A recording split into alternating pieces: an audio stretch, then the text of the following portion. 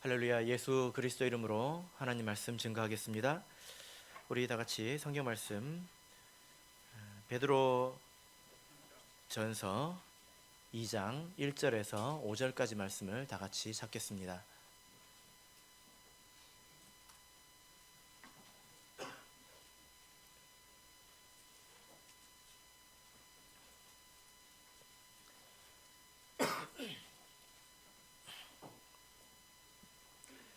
베드로 전서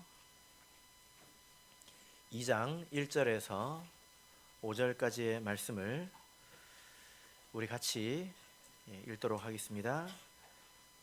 1절 시작. 그러므로 모든 악독과 모든 괴휼과 외식과 시기와 모든 비방하는 말을 버리고 갓난 아이들 같이 순전하고 신령한 젖을 사모하라. 이는 이로 말미암아 너희로 구원에 이르도록 자라게 하려 함이라. 너희가 주의 인자심을 맛보았으면 그리하라.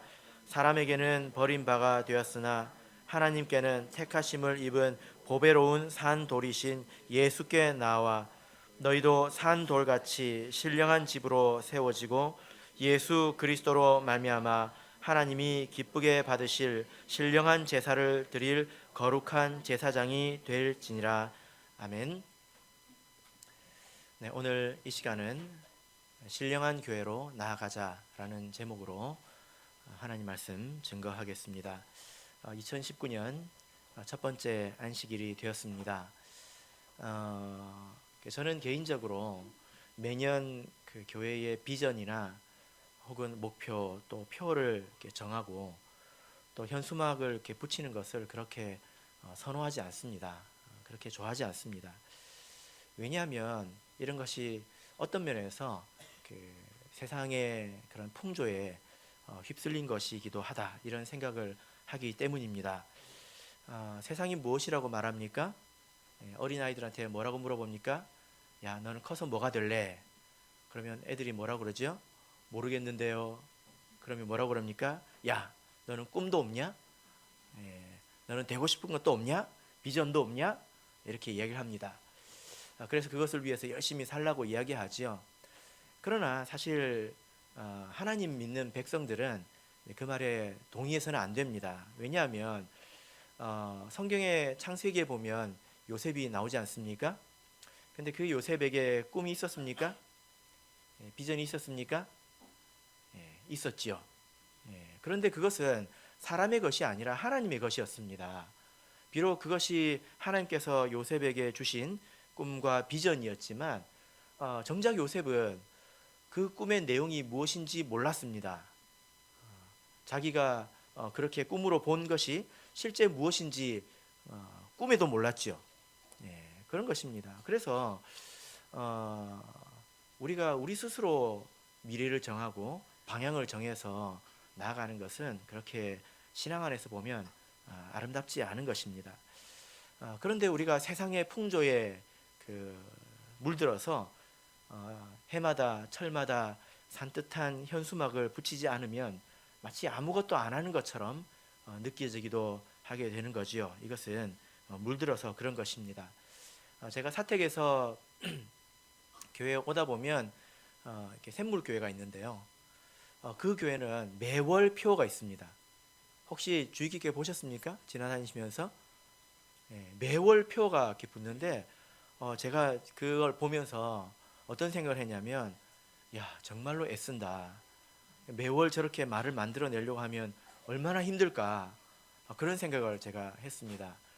이번 달에는 기도하자고 했다가 그 다음 달에는 전도하자고 했다가 그 다음에 뭐 감사하자고 했다가 6월 달에는 뭐 할까요? 6월 달에 추수합니까? 6월 달에는 6.25 전쟁을 기념해서 평화를 주신 하나님께 뭐 어쩌자, 이제 그런 이야기도 있더라고요. 물론 그것이 다 의미 없는 것은 아니지만 정말로 이렇게 어떤 생각이 드냐면, 좋은 말만 나열한 것은 아닐까? 남보기에 좋으라고 그렇게 한 것은 아닐까? 이런 생각을 해봅니다. 우리 성도들은 이렇게 현수막을 이렇게 붙이는 것보다는 하나님께서 우리를 어디로 인도하시는지에 대해서 더욱더 민감해야 합니다. 우리가 어디로 갈지 우리 스스로 고민하는 것이 아니라 하나님께서 우리를 어디로 이끌어 가시는지에 대해서 예민하고 민감해야 된다는 거예요. 이것이 중요한 것입니다. 그렇다고 표어를 붙이고 현수막을 만들고 하는 것이 절대적으로 나쁜 것은 아니죠. 우리가 잘 분별해서 하면 이것도 우리의 마음을 합하는 데는 좋은 것입니다. 제가 이렇게 말해놓고 2019년 표어를 말씀드리려고 합니다. 예, 제가 이렇게 말씀을 드려놓고 이것은 예방주사입니다. 왜냐하면 2019년 표어를 이렇게 말씀드릴 텐데 이것이 우리 생각할 때 우리 나름대로 정한 것이면 사실 아무 의미가 없습니다. 아무리 좋은 말을 갖다 붙여도 별 의미가 없습니다. 그죠? 2019년 표어가 뭘까요? 앞에 보시는 제목과 같습니다. 같이 한번 읽어볼까요? 시작. 신령한 교회로 나아가자. 예. 원래 표어를 읽으면 딱 읽었을 때 이게 무슨 말인지 느낌이 빡 와야 되는데 읽어도 무슨 말인지 이해가 안 될 수 있습니다. 그렇죠? 그래서 이것은 사실 성경에 있는 표현을 쓴 것이기 때문에 우리가 말씀을 이해하면 잘 이해할 수 있습니다. 이 내용은요, 우리가 무언가를 하자, 우리가 이것을 목표로 올해 안에 이것을 이뤄내자, 이런 우리가 하나님 앞에서 공약을 하고 그런 것이 아닙니다. 우리가 이렇게 못하면 우리는 실패한 거야, 그런 것이 아닙니다. 이 내용은 우리가 스스로 누구인지 알자는 거예요. 스스로의 자아상에 대해서 생각해 보자는 것입니다. 제가 어떤 전문 상담가의 이야기를 들었는데요. 이제 이분이 자기가 상담했던 어떤 한 학생의 사례를 이야기해 주는데 이게 어떤 학생이냐면 이 학생이 고등학교를 전교 1등으로 졸업을 했습니다. 그 정도면 우수한 학생이죠. 아주 우수하다고 해도 괜찮을 것 같습니다. 근데 이 친구가 이제 학교를 진학을 하고 사회생활을 하는데 대인관계도 잘 못하고 자신감도 없고 우울하고 그런 거예요. 그래서 도대체 얘가 왜 이러나, 왜 이렇게 문제가 있나 하고 이제 상담을 요청을 해서 전문적인 상담가를 이렇게 만났는데 사연이 있더라고요. 그 사연이 뭐냐면 이제 아버지가 그 아들과 이렇게 6살 때 야구를 했는데 아빠가 이렇게 공을 딱 던지지 않습니까? 그러면 아들이 그걸 딱 받아야 되잖아요. 그런데 그걸 못 받고 떨어뜨린 겁니다. 그러니까 아빠가 그걸 보면서 막 웃으면서 뭐라고 그랬냐면, 야, 4살짜리 여동생이 너보다 낫겠다, 이제 이런 거예요. 이런 말 할 수 있죠. 그런데 이 아이는 그걸 진짜로 받아버린 것입니다. 나는 그런 사람이구나, 나는 그런 존재이구나, 나는 쓸모없는 사람이고 나는 뭘 해도 잘 못하는 그런 사람이구나 하고 진짜 마음에 새겨버린 것입니다. 자기를 그런 사람이라고 생각한 거예요. 그러니까 실제로 그 사람이 가지고 있는 능력은 아주 탁월한데 전교 1등 아무나 하는 거 아니잖아요. 전체 전교 1등으로 졸업을 했다니까요. 근데 그렇게 탁월한 사람임에도 불구하고 자기 자신을 그렇게 쓸모없는 것처럼 무능한 것처럼 생각해 버리니까 나중에는 진짜로 그렇게 되어 버리더라는 거예요. 무능해져 버리더라는 것입니다. 저는 이런 상황을 우리 참예수교회 성도들에게서도 보는데 무슨 말이냐면 하나님께서 우리 성도들에게 주신 그런 권세와 능력, 이것이 얼마나 큰지 모르고 또 우리가 얼마나 존귀한 존재인지 모르고 스스로를 너무 가볍게 생각하고 하찮게 생각합니다. 그리고 스스로를 너무 무능하게 생각합니다. 겸손이 도가 지나쳐서 불신앙의 지경에 이를 정도예요. 그래서 하나님께서 권세와 능력과 존귀를 우리가 감당할 수 없을 만큼 더해 주셨는데도 자기 자신을 그렇게 하찮게 여기니까 세상에 가가지고 위축되어 있습니다.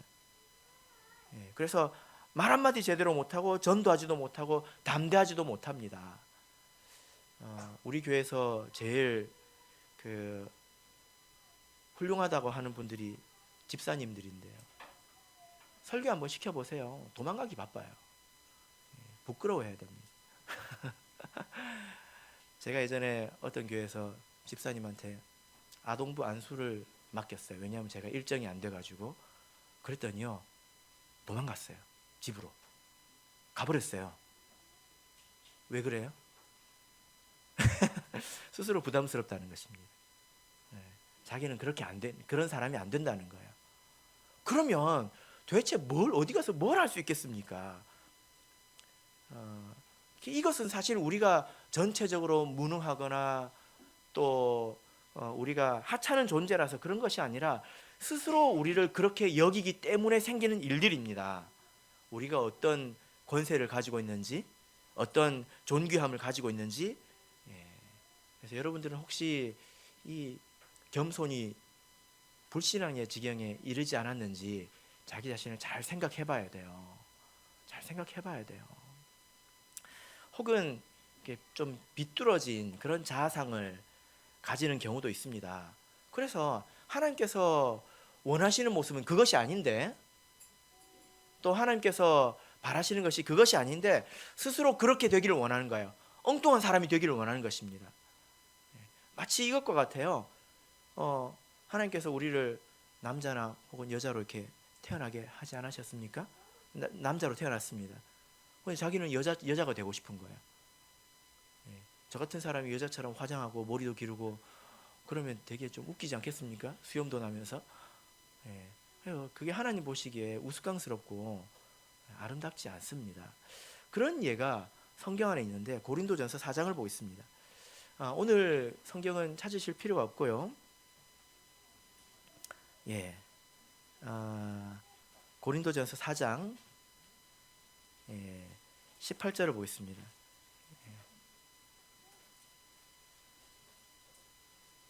고린도전서 4장 18절에서 20절인데요. 그 말씀은 제가 빼먹었나 보네요. 죄송합니다. 요 구절만 찾아보겠습니다. 고린도전서 4장 18절에서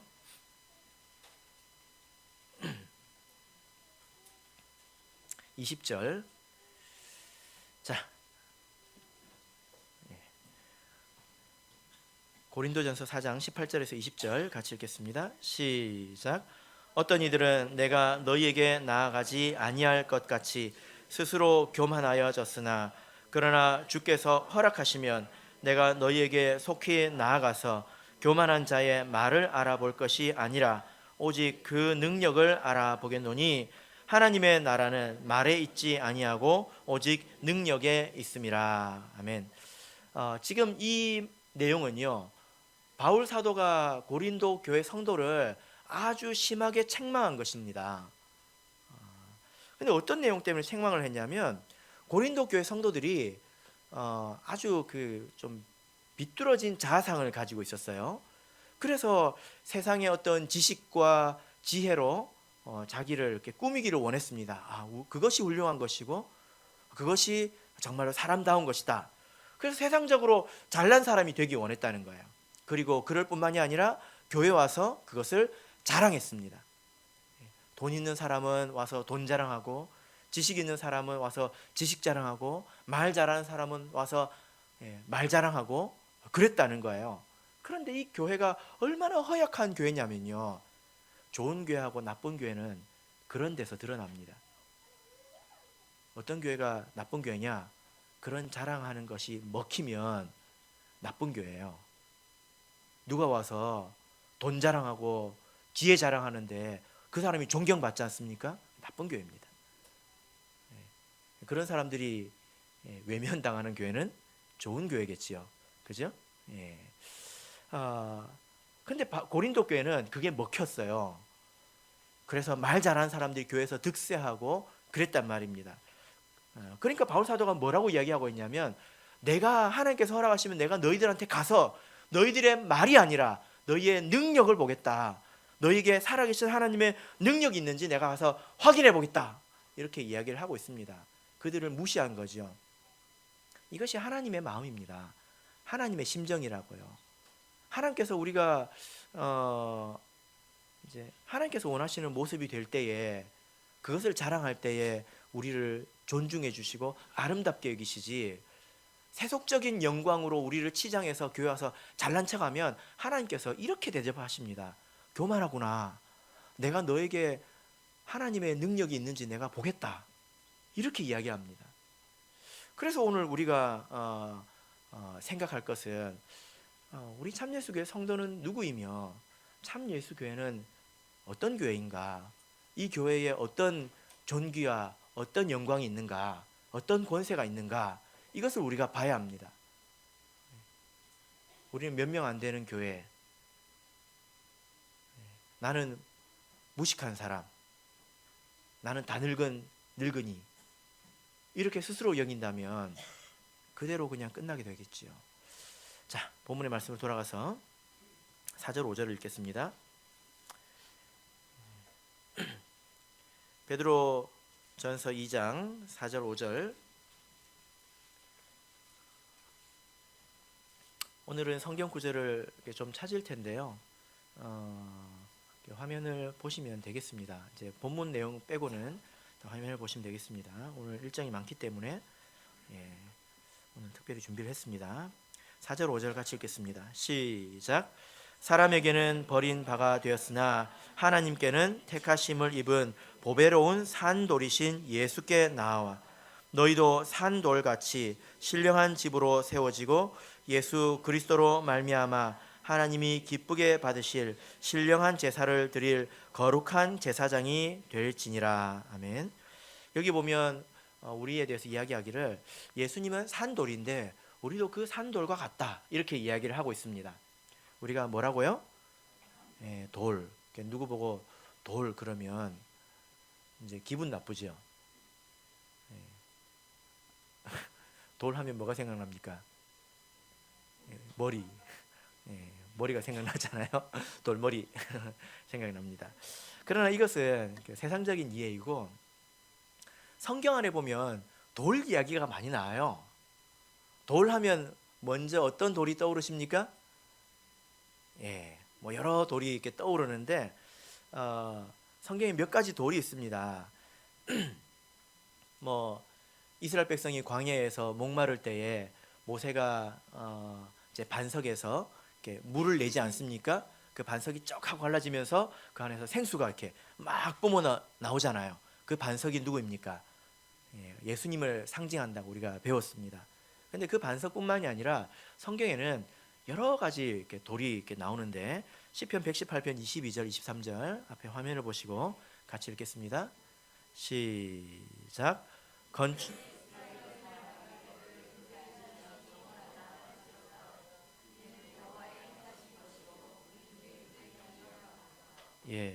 22절 23절인데 2절 23절 쳤네요. 아유 죄송합니다. 제가 실수했습니다. 22절이 됐는데 2절 23절 됐네요. 제가 읽어드릴게요.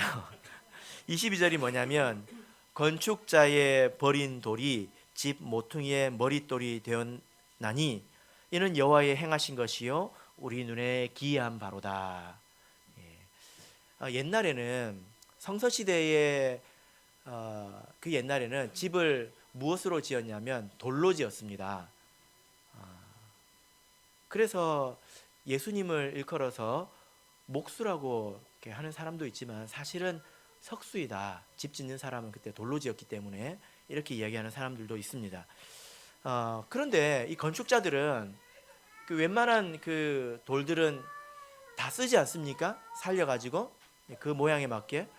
근데 어떤 건축자가 보기에 어떤 돌이 있었는데 아무리 봐도 쓸데가 없는 거예요.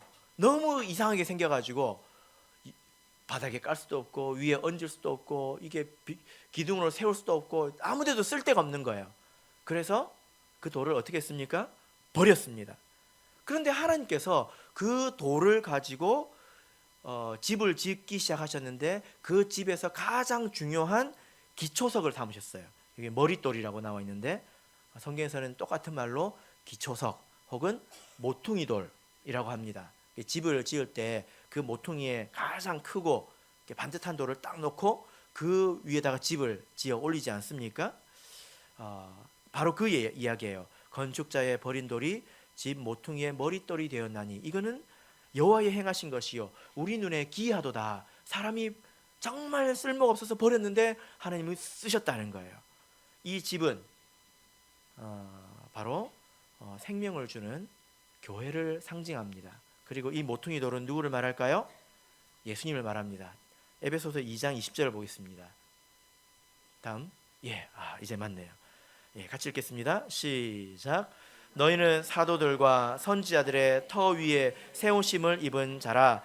그리스도 예수께서 친히 모퉁이 돌이 되셨느니라. 예수님께서 그 생명을 주는 그 집의 기초석이 되셨다는 거예요. 이게 빠지면 어떻게 됩니까? 집이 무너지겠죠. 그런데 여러분,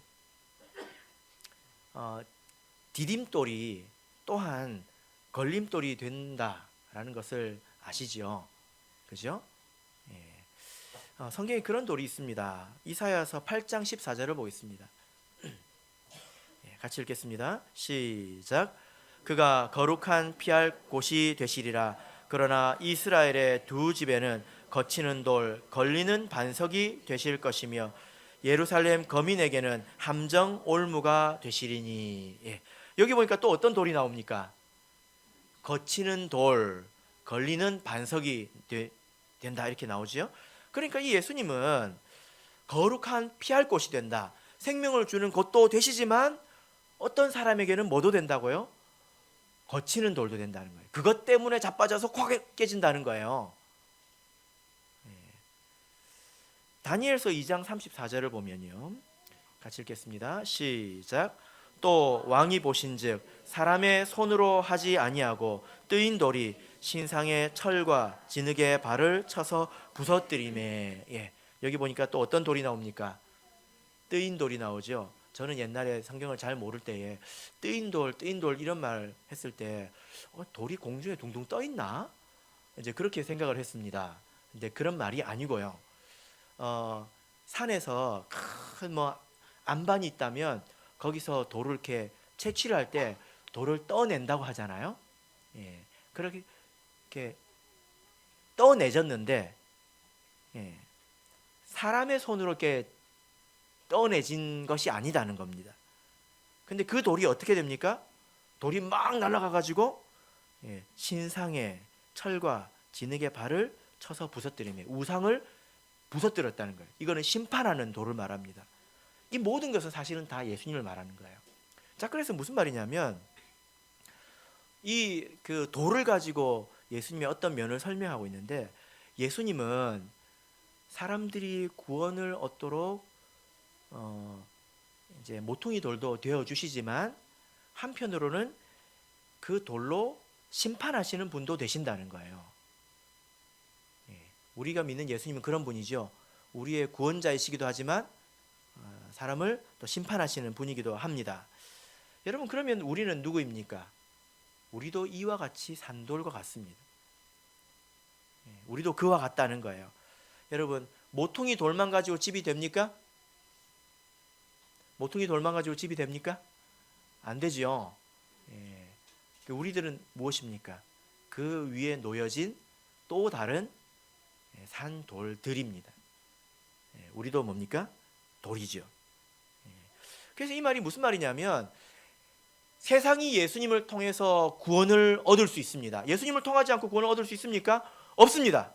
그리고 세상이 예수님을 통해서 심판을 받을 것입니다. 마찬가지로 세상은 우리를 통해서만 구원을 얻을 수 있습니다. 이 말 이해되십니까? 세상에 제 아무리 잘난 사람이라도 이 하나님의 집, 하나님의 교회를 통하지 않으면 구원을 얻을 수 없습니다. 대통령이 와도요, 고개 숙이고 세례를 받아야 돼요. 안수를 받아야 돼요. 무릎 꿇고 똑같이. 그죠? 그리고 세상은 우리를 통해서 심판을 받게 될 것입니다. 우리가 세상을 심판할 것입니다. 고린도전서 6장 2절 3절을 보겠습니다.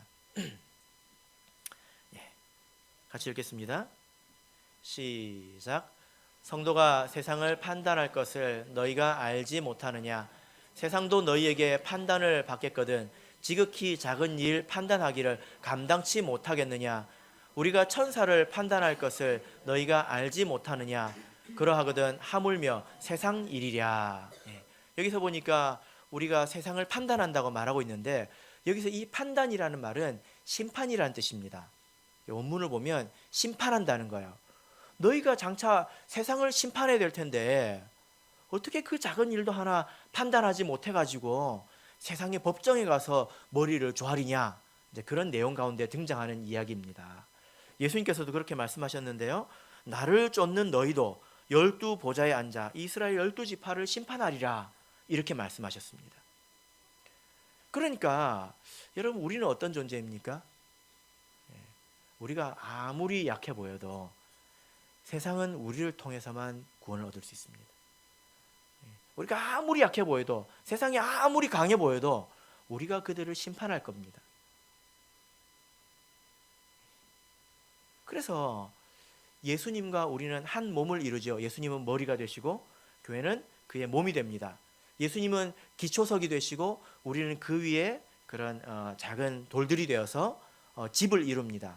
이 한 사람, 한 몸, 그리고 이 하나의 집을 통해서 세상을 구원하기도 하고 세상을 심판하기도 한다는 거예요.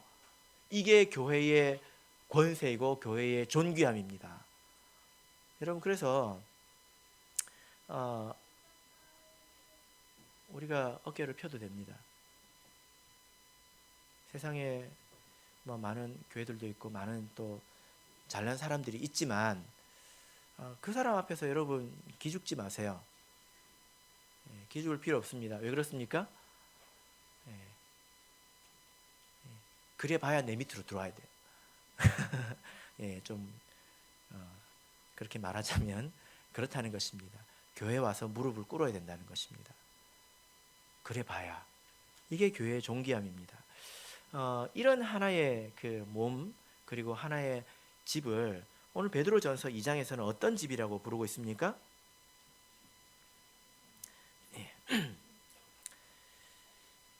베드로전서 2장 5절을 보면 이런 집을 어떤 집이라고 부르고 있습니까?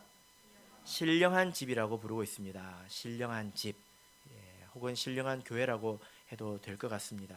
그래서 우리 교회는 바로 이런 교회라는 거예요. 하나님께서 참예수교회를 이런 존재로 세우셨습니다. 그래서 우리가 스스로 누구인지를 알아야 합니다. 그냥 스스로를 무능하게, 스스로를 하찮게 그렇게 얘기할 필요 없습니다. 세상 사람이 아무리 유식하고 말을 잘해도 여러분의 어눌한 말로 전하는 진리만 못합니다. 이 말 아시겠습니까? 어눌한 말로 전하는 한마디의 진리만도 못하다는 거예요. 그것을 한가득 쌓아도 여러분의 한마디 말보다 값이 떨어진다는 거예요.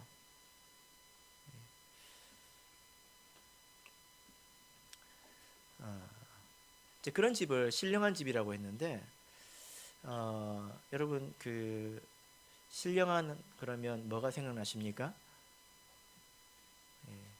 성경에 신령한, 신령한 이런 표현이 많이 나오는데, 신령한 그러면 저는 산신령이 생각납니다. 옛날에 번역을 이렇게 한 성경이기 때문에 좀 그런 느낌이 있어요. 신령하다 그러면 무슨 말입니까? 신령하다. 제가 사전을 찾아봤습니다. 그러니까 신비하고 초자연적인 그런 기운이 있다, 이런 뜻이에요. 그래서 예문에 뭐라고 나와 있냐면 백두산은 신령한 산이다. 우리 참예수교도 신령한 그런 뜻입니까? 아니에요. 그런 뜻이 아닙니다. 신령한이라는 말은 우리가 좀 쉽게 이해하기 쉽게 표현을 하자면 이것은 영적인 이런 뜻이에요. 그리고 성령에 속한 이런 뜻입니다. 성령에 속한, 영적인 이런 뜻입니다. 그러니까 우리 참예수 교회는 영적인 집이요, 영적인 교회입니다. 그리고 참예수 교회는 성령에 속한 집이며 성령에 속한 교회입니다. 성경 안에서 이 신령한이라는 단어를 통해서 하나님께서 우리가 나아가야 될 그런 이제 방향을 표현을 하셨는데, 이것은 신앙적으로 아주 성숙했다는 거예요. 정리해 보면 그런 것입니다. 그런데 여러분, 신앙적으로 성숙했다는 것은 어떤 것을 말합니까? 뭘 잘하는 걸 말합니까? 설교 잘하는 걸 말합니까? 교회 잘 나오는 것입니까? 신앙적으로 성숙했다는 것은 어떤 것입니까? 이게 신령한이에요. 신령한 사람의 교회 특징이 신앙적으로 성숙했다는 것입니다. 뭡니까? 한번 생각해 보세요. 뭘 잘하는 걸까? 착한 걸까요? 고린도전서 2장 8절을 보겠습니다. 자, 같이 읽겠습니다. 시작. 이 지혜는 이 세대의 관원이 하나도 알지 못하였나니 만일 알았다면 영광의 주를 십자가에 못 박지 아니하였으리라. 지금 고린도 교회 고린도전서 2장에 있는 내용으로 좀 말씀을 드릴 텐데요. 이제 이 말씀을 보면 신령한의 의미를 알 수 있습니다. 여기서 말하는 이 지혜는 이것은 하나님의 지혜, 곧 복음을 말합니다. 예수 그리스도를 통한 구원의 복음을 말하지요. 그런데 이것은 세상의 관원들이 하나도 알지 못했다는 겁니다. 이것은 IQ로 알 수 있는 게 아니라는 거예요. 총명함으로 세상의 두뇌로 알 수 있는 게 아니라는 것입니다. 그러니까 세상에 똑똑하다는 사람들이 힘을 합쳐가지고 한 일이 뭡니까? 예수님을 못 박은 겁니다. 그런데 우리는 복음을 알고 있잖아요. 구원의 진리를 알고 있잖아요. 어떻게 하셨습니까? 여러분들은 IQ가 한 200쯤 되나 봅니다. 그렇습니까? 아니에요. 10절을 보겠습니다. 시작. 오직 하나님이 성령으로 이것을 우리에게 보이셨으니 성령은 모든 것 곧 하나님의 깊은 것이라도 통달하시느니라. 우리가 이것을 어떻게 알게 되었냐면 이것은 성령의 감동으로 우리에게 하나님께서 알려주셨다는 겁니다. 우리의 머리로 안 게 아니라 성령을 통해서 알게 되었다는 것입니다. 그죠? 근데 이와 같은 거예요. 이해되십니까? 하나님의 세계, 영적인 세계는 이와 같은 것입니다. 그 대표적인 예로 구원의 복음 하나를 든 것입니다. 11절에서 13절 읽겠습니다. 계속 연속해서 읽겠습니다. 11절에서 13절 시작. 사람의 사정을 사람의 속에 있는 영 외에는 누가 알리요? 이와 같이 하나님의 사정도 하나님의 영 외에는 아무도 알지 못하느니라. 우리가 세상의 영을 받지 아니하고 오직 하나님께로 온 영을 받았으니 이는 우리로 하여금 하나님께서 우리에게 은혜로 주신 것을 알게 하려 하심이라.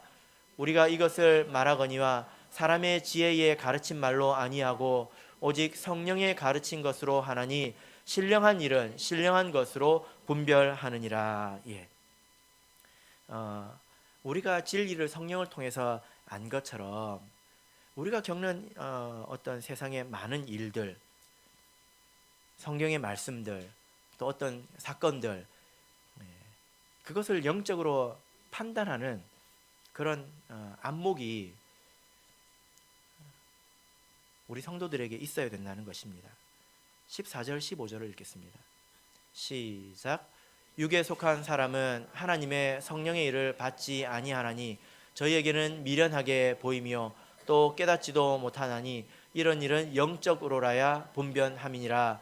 신령한 자는 모든 것을 판단하나 자기는 아무에게도 판단을 받지 아니하느니라. 여기서 보면 바울 사도가 아주 담대하게 이야기를 했는데 이 말은 세상 사람들이 인정하지 않는 말일 거예요. 그런데 바울 사도가 성령의 감동을 통해서 한 말입니다. 하나님의 말씀이죠. 신령한 자는 모든 것을 판단한다는 거예요. 세상에 있는 그 어떤 일이라도 영적으로 그것이 어떤 의미를 가지고 있는지, 그것이 옳은 것인지 그른 것인지 판단할 수 있다는 것입니다. 모든 것을 안다는 것입니다. 이 안다는 것이 세상 것까지 안다는 것이 아니라 영적인 관점에서 안다는 거예요. 그러니까 자기는 그것을 알고 행하기 때문에 자기는 아무에게도 판단을 받지 않는다, 이렇게 말을 하고 있죠. 이것에 대해서 세상 사람들은 알까요? 그렇지 않습니다. 14절을 이렇게 보시면 앞으로 14절을 보시면 육신에 속한 사람은 이런 일을 받지 않는다, 그리고 알지 못한다. 이것은 영적으로라야 분별한다는 것입니다. 자, 그래서 여러분, 신령한 자, 신령한 교회의 특징은 성령을 통해서 탁월한 분별력을 가지고 있다는 것입니다.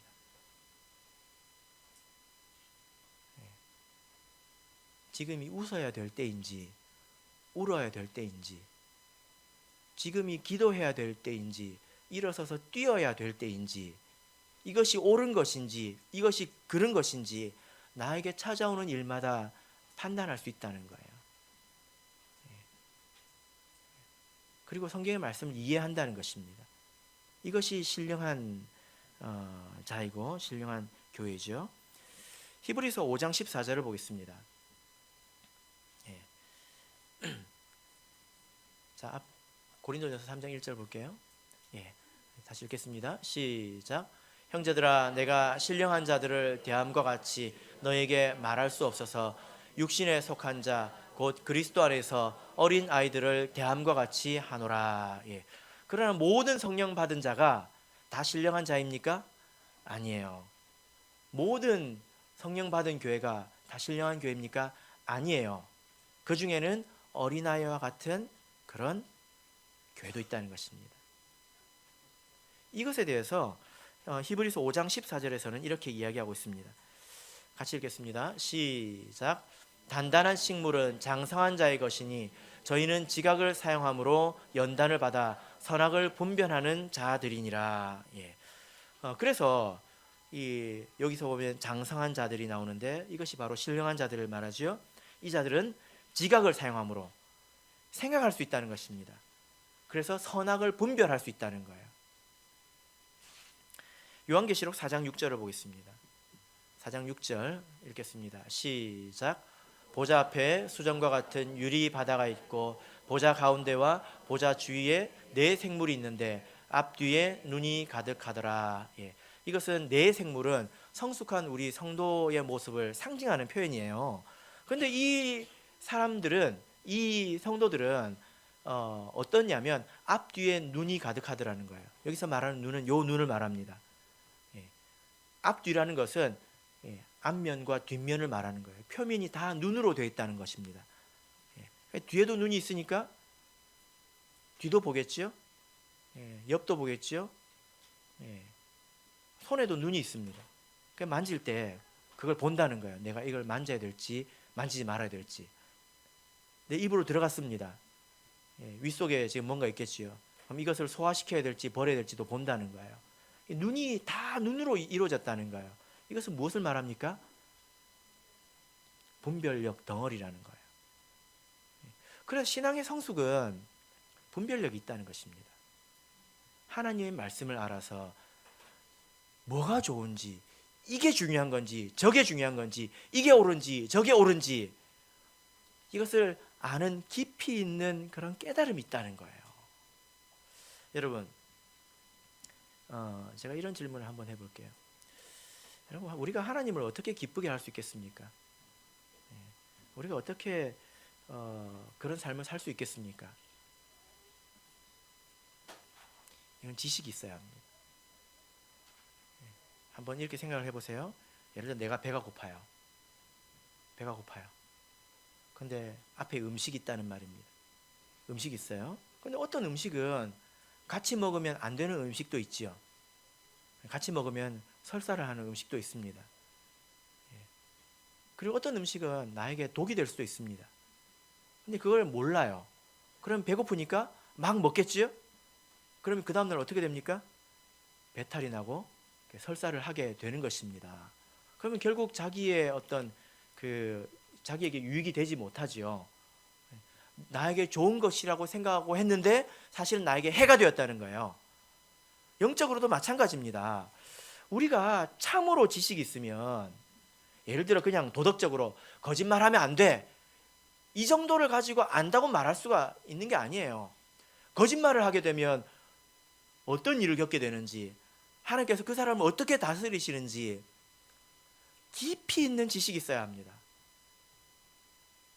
그러면 내가 그것을 진정으로 안다고 생각해 보세요. 절대로 안 합니다. 거짓말 안 해야 돼, 도둑질 안 해야 돼, 나쁜 짓 안 해야 돼, 그렇게 해서 안 하는 게 아니라 스스로 안 합니다. 이것은 깊이 있는 지식에서 오는 거지요. 이것이 분별력입니다. 우리가 성숙한 신앙에 이르려면 이제 2주 전인가요? 실천에 대해서 이야기를 했는데 내가 먼저 알아야 합니다. 그리고 그것을 실천해야 합니다. 그러면 실천을 통해서 조금 더 깊이 있는 지식으로 살아있는 믿음으로 나에게 다가오게 됩니다. 그러면 또다시 실천할 수 있습니다. 이렇게 해서 마치 이게 지식과 실천이 이렇게 회오리 바람이 돌듯이 이쪽에서 왔다 갔다 하면서 이렇게 성천하게 되는 거죠. 우리 믿음이 그렇게 올라가게 되는 것입니다. 머리만 가지고 되는 것도 아니에요. 이렇게 해서 올라가는 것이 뭐냐? 살아있는 분별력이고 그것을 통해서 우리가 참으로 좋은 것을 하게 되는 것입니다. 그런 사람들은 보면서 삽니다. 무엇이 옳은지 뭐가 정말 중요한지 압니다.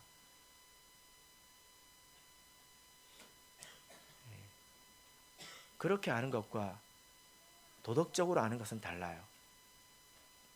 여러분 예배 잘 드려야 되죠. 이 지식에도 깊이가 있다는 거예요.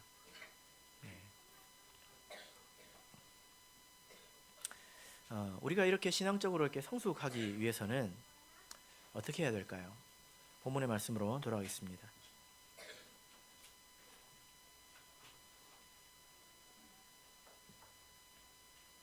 여러분 제가 누차 말씀드리지만 이 말을 이해해야 돼요. 왜냐하면 신앙생활하면서 설사하는 사람들 얼마나 많은지 아십니까? 그런 게 보이십니까? 신앙생활하면서 열심히 했는데 설사해요. 자기에게 유익이 안 된다는 이야기입니다. 살아봐야 맨날 그 자리입니다. 어떤 분은 저한테 이런 이야기를 하시더라고요. 내가 죽기 살기로 신방을 다녔는데 정말 헌신적으로 살았는데 왜 나는 이 모양이냐. 제가 딱 보니까 그 모양이 되게 생겼더라고요.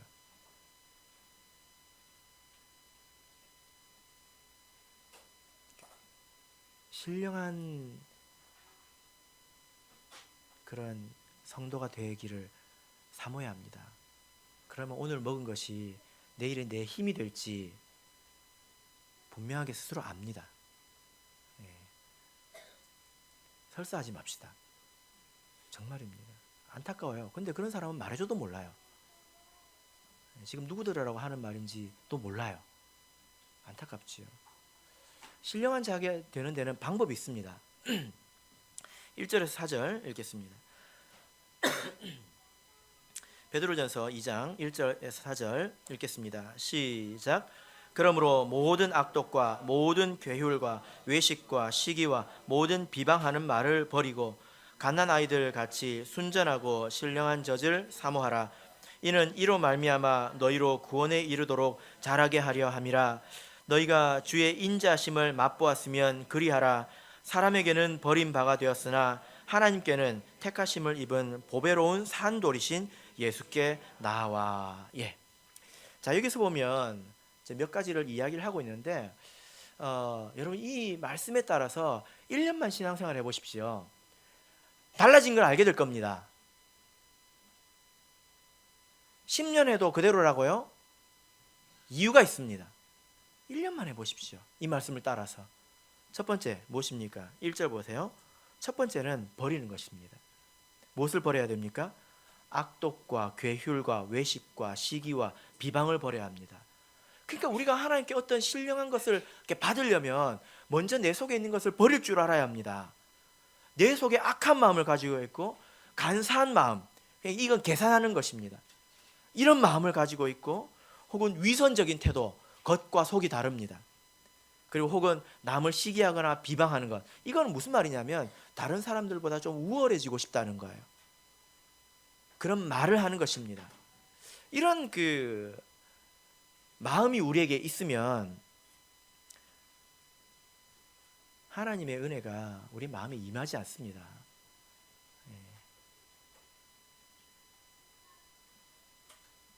여러분의 이렇게 하나님께 받을 그릇이 있는데 거기에 뭔가를 이렇게 하나님이 주시는 이렇게 맛있는 음식을 받기 전에 거기다가 오물을 한 숟가락 집어넣으면 되겠습니까? 그릇을 깨끗이 해야 합니다. 예를 들어 내가 누군가를 미워하는 마음이 있어요. 혹은 세상을 탐하는 마음이 있어요. 아무리 신앙생활해도 안 됩니다. 스스로 버리려고 해야 합니다. 자기가 아는 선에서는 애써야 합니다. 이게 1번이에요. 두 번째, 2절에서는 무엇을 하라고 말하고 있습니까? 갓난 아이들 같이 순전하고 신령한 젖을 사모하라. 예. 무엇을 사모하라는 것입니까? 이 순전하고 신령한 젖은 순전한 말씀의 젖이라는 뜻이에요.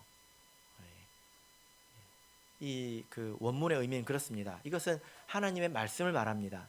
그래서 아까 히브리서에도 너희가 젖이나 먹고 단단한 음식을 못 먹는 자가 되었구나 하잖아요. 이것은 그 영적인 양식을 말하는데 하나님의 말씀을 말합니다. 그런데 하나님의 말씀을 이렇게 들을 때에 어떤 말씀을 이렇게 사모하라는 것입니까? 순전한 말씀을 사모하라는 것입니다. 제가 이렇게 이제 신학을 하면서 이렇게 설교를 이렇게 배울 때에 물론 하나님 말씀을 묵상하는 것부터 이렇게 배우게 되지만 뒤에 가면 뭘 배우는지 아십니까? 맛을 내는 법을 가르칩니다. 대부분의 책에 다 나와 있어요. 조미료 치는 법을 배워요. 그래서 설교를 시작할 때는 예화로 시작해야 합니다. 그리고 이론적으로 유머가 7분에 한 번은 들어가야 돼요. 7분에 한 번은 웃겨줘야 된다는 이야기예요. 그 다음에 성경을 읽을 때도 좀 목소리를 좀 거룩하게 해야 합니다. 이렇게 이런 싸구려 목소리를 하면 안 됩니다.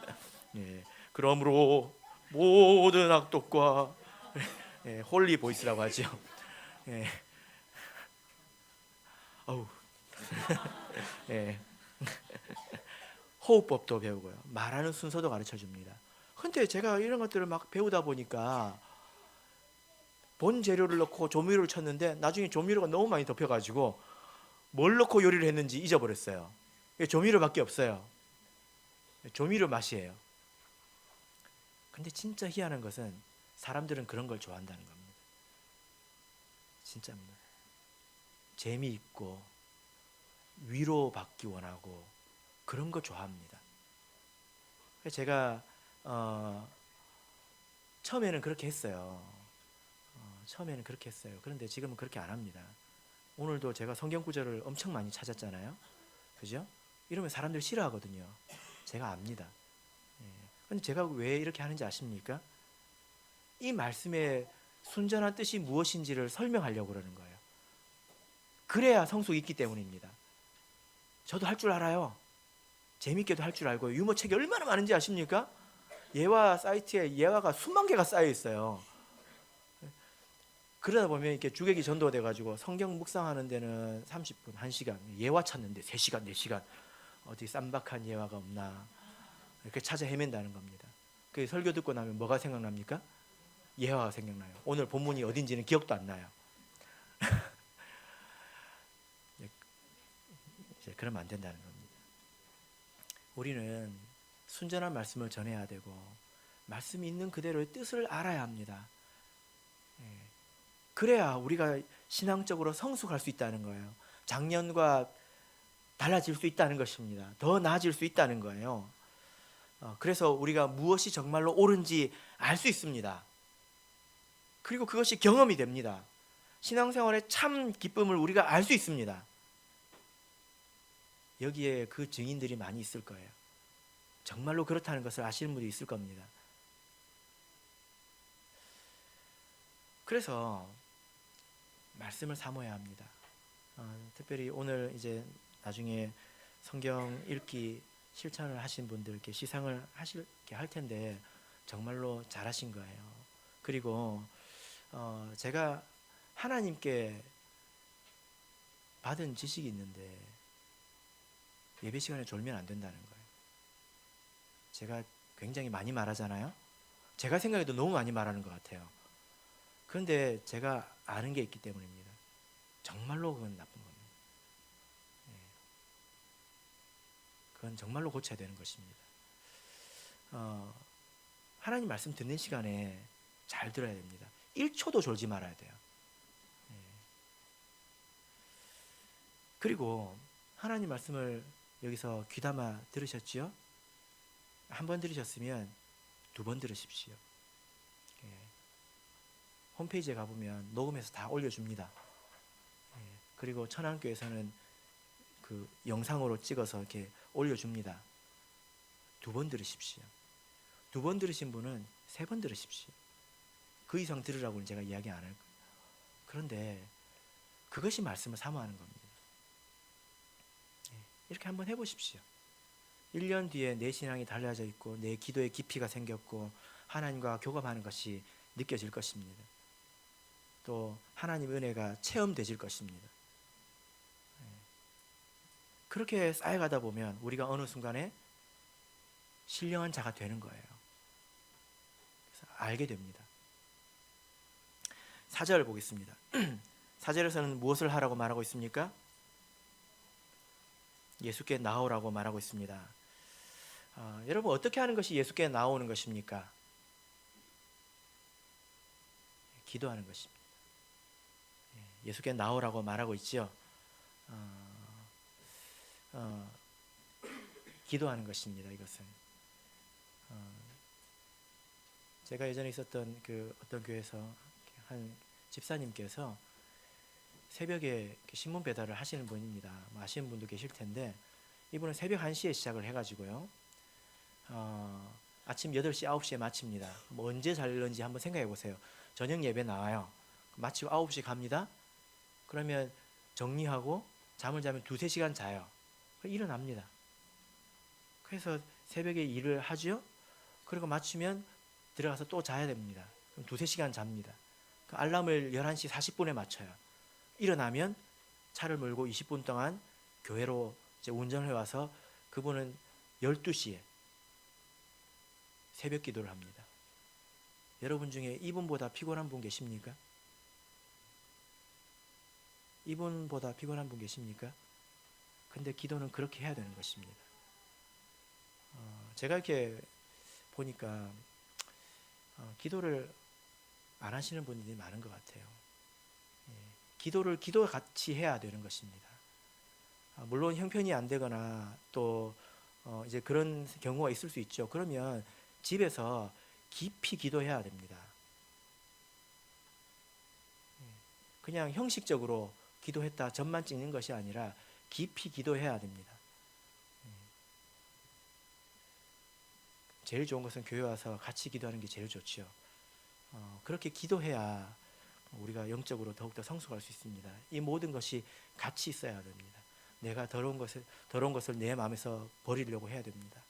그리고 하나님 말씀을 그것도 오늘은 뭐가 재밌었어, 뭐 위로받았어, 그게 아니라 정말 이 말씀의 뜻이 무엇인지 이걸 내가 정말 알기 원하고 그런 마음을 가지고 말씀을 대하고 듣고 또 들어보십시오. 그러면 달라진다는 말이 무엇인지 여러분들이 알게 될 거예요. 이 말씀의 증인이 여러분들이 될 것입니다. 여러분, 하나님께서 우리 청주교회, 참예수교회가 어떤 교회가 되기를 원하실까요? 저기 상당교회처럼 규모가 크고 사람들이 많은 그런 교회가 되기를 원하실까요? 그렇지 않습니다. 하나님은 산돌과 같은 교회가 되기를 원하십니다. 마땅히 세상이 이 교회를 통해서 구원을 얻을 수 있고 마땅히 세상을 심판할 만한 그런 판단력이 있는 그런 성숙한 교회가 되기를 원하시는 것입니다. 그렇다면 하나님께서 우리 교회를 보고 기뻐하실 거예요. 그래서 이 말씀은, 이 내용은 우리의 자아상에 관한 것이고, 그래서 올 한 해 이것을 다 이룰 수 있는 게 아니겠죠. 해도 부족하다고 느낄 것입니다. 그러나 다르다고 느낄 거예요. 우리가 예수님을 만나는 그날까지 이 말씀을 마음에 새겨서 신령한 성도, 신령한 교회가 되도록 우리가 달려가야 될 줄로 믿습니다. 이와 같은 교회가 되기를 또 하나님께서 저와 여러분을 이렇게 인도해 주시기를 예수 그리스도 이름으로 축복합니다. 바로 오늘 이제 성찬인데요. 바로 축사하고 성찬을 좀 하도록 하겠습니다.